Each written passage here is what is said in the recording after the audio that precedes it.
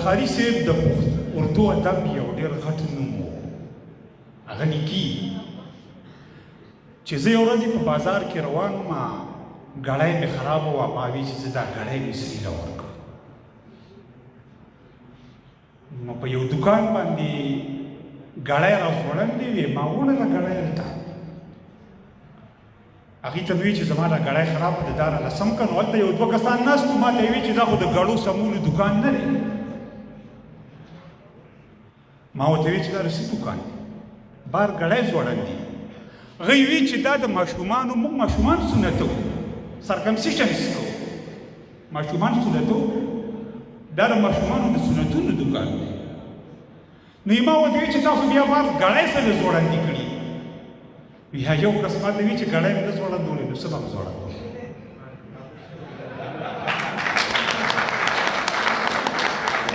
د بده مرغه دا د پښتون فونډ فیډریشن پروګرام دی. ما دې املا ته کتل، صوابه یې هم غلطه لیکلې ده، نور ټکي هم غلط لیکلي دي. که زما د پښتون فونډ فیډریشن یو ماشوم خپله ژبه صحیح نشي لیکلی، خپله املا ورله نه ورځي، زه به د ده نه څه توقع کوم؟ زه به د ده نه د نظم و ضبط څه توقع کوم؟ زه به د ده نه د پرمختګ توقع کوم؟ ما ته تر اوسه پورې دې ماشومانو ته دا ټیم نشته چې دی د پښتو املا ولولي، دی د پښتو خپل ټکي صحیح کړي. دا داسې ژبه ده چې دا یوازې ژبه نه ده، دا دستور هم دی. یو عربي بل عربي ته نشي ویلی چې مړه تا کې خو عربي نشته، یو پنجابي بل پنجابي ته نشي ویلی، یو انګریز بل انګریز ته نشي ویلی چې تا کې خو انګریزي نشته، خو یو پښتون بل پښتون ته ویلی شي چې مړه تا کې خو پښتو نشته. دا هم ژبه ده، دا هم دستور دی. بخښنه غواړم که زما نه پکې ساخوا دې خو خبره شوي، شعرونه درته وایم، یو کیته درته وایم، د هغې نه پس درته یو غزلنما نظم وایم او د اقبال ممون صاحب نظم درته وایم. کیته ده چې هغوی به جنګ ته جهاد د زاویې نه کتل، هغوی به جنګ ته جهاد د زاویې نه کتل، او هغوی اوس امن ته د جنګ د زاویې نه ګوري. او چا چې مذهب هم د مسلک په نامه وویشلو، هغوی مکتب ته هم د ننګ د زاویې نه ګوري. یو وړوکی غونته نظم دی، د سوات یوه بچی ما سره په فیسبوک باندې ملګري شوي وه. زما خپل سبجیکټ بیالوجي دی، خو ما بیا پښتو کې ماسټر وکړو وروستو. د دغې ماشومې سبجیکټ هم بیالوجي و په اف ایس سی کې. ما سره په فیسبوک باندې ملګري شوله، زما د شعر نه متاثره شوه. ما ورته نصیحت وکړو چې ته بیالوجي مه وایه، پښتو ووایه. هغې پښتو کې پي ایچ ډي وکړله او نن په یو ښه څوکۍ باندې ناسته ده. نو ما په هغې باندې لیکلی چې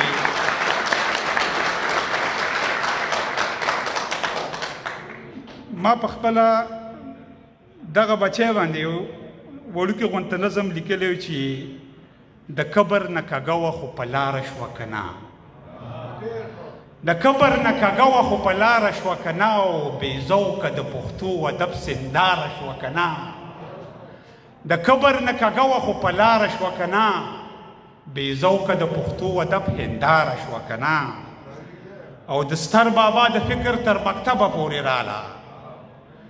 د ستر بابا د فکر تر مکتبه پورې راله، او د لوړې عقیدې په کټ چناره شوه که نه. او ما نوي باچا خانه چې ستا ستړي هسې نه دي،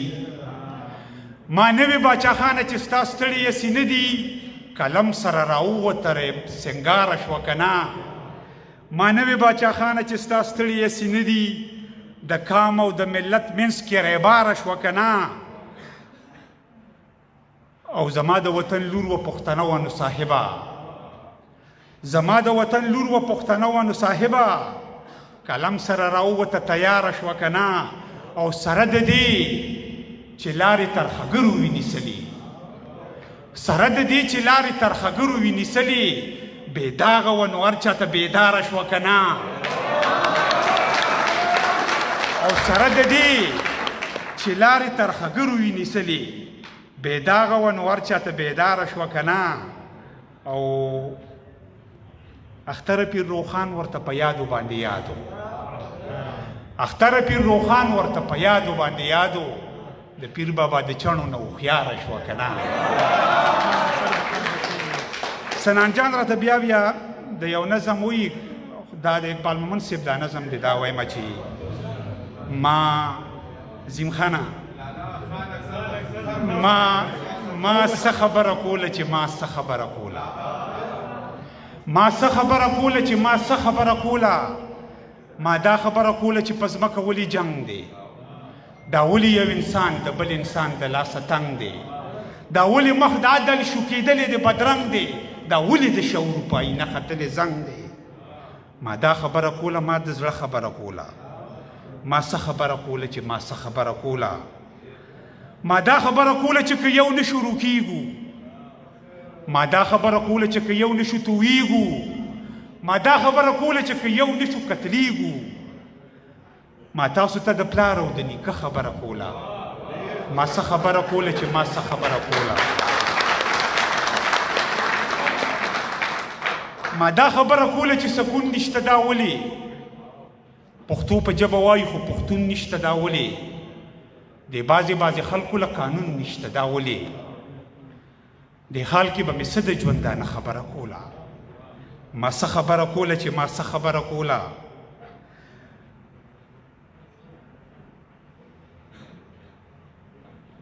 ما دا خبره کوله چې په کومه ګناه مرمه ما دا خبره کوله چې په کومه ګناه مرمه په داسې ګناه مرم چې په بېنومه ګناه مرمه د ظلم په کپس کې په مظلومه ګناه مرمه ای خدایا چې دا څه په نامعلومه ګناه مرمه د حال کې به مې څه د ژوندانه خبره کوله ما څه خبره کوله چې ما څه خبره کوله دا نظم دی بیا وی دا وایم بخښنه غواړم دغه را نیمګړې پاتې کېږي چې خان اکثر د خر بچي بغیر د باچا خان بغیر د باچا خان نه او بغیر د هغې خانانو نه چې هغوی د ولس په کتار کې ولاړو چې هغوی د ولس په سر باندې د پیرنګي نه د سر او د نواب خطابونه نه واغستي زه هغوی نه یادوم زه هغه خان یادوم چې خر شوی دی خان اکثر د خر بچي خو پیسه ترې نه اس جوړ کي شیخ یې هم کوي صفتونه ترې نه اوږد اودس جوړ کي زاهد هم ولې ریا دی د تسبو نه جرس جوړ کي حق تلفي داسې بلا ده په بېوسو کې وس جوړ کي حق تلفي داسې بلا ده په بېوسو کې وس جوړ کي څوک د زرو په کاسو کې د تخار نه نجس جوړ کي څوک په نیش کې هم کانې وي له دې خاورو اتلس جوړ کي د غلام کلم کمال دی د شاهین نه ټپس جوړ کی او ټپس ته شاهین وایي د غانټول نه نرګس جوړ کی خدای دې چرې وس بر نه کي چې د وس نه هوس جوړ کی څوک دوړي ولي اختره څوک شعور د ولس جوړ کی مننه صدر سے فرمایش د صدر سے دنګ څوک روغ لیونی څوک دي د توصیف اجاز دپاره روغ لیونی څوک دی او تا چې مني څوک دی حسن د فطرت څخه مړه غني څوک دی حسن د فطرت څخه مړه غني څوک دی زه غاړې باسمه سړه بني څوک دی بن په بن خواږه افغان دنګني څوک دی بن په بن خواږه افغان دنګني څوک دی لر اوبر کې پوله شي دا منځني څوک دی زه د باچا خان مرید ځان پیژني څوک دی زه د باچا خان مرید ځان پیژني څوک دی زه په پښتو ویاړ اختر نور میړني څوک دی